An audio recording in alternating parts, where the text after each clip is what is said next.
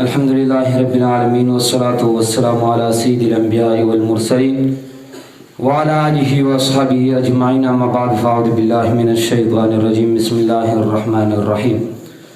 ذلك الكتاب لا ريب فيه صدق الله العظيم. وقال رسول الله صلى الله عليه وسلم خيركم من تعلم القرآن وعلمه، أو كما قال عليه السلام.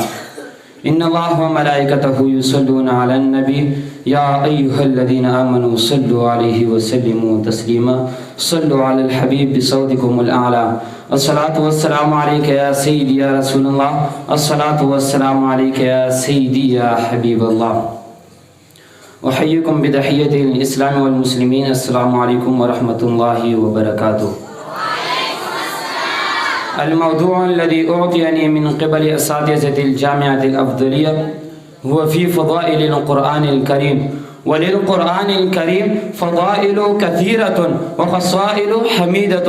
فمن فضائله أن القرآن الكريم أعظم كتاب الله تعالى من الكتب التي أنزلها الله عز وجل، لأن بالقرآن الكريم نسخت الكتب التي من قبله نسخا كاملا، فلا عمل الآن إلا بهذا الكتاب العظيم. وقد تحصل الخيرة بهذا القرآن الكريم بين الخلائق، كما قال رسول الله صلى الله عليه وسلم خيركم من تعلم القرآن وعلمه.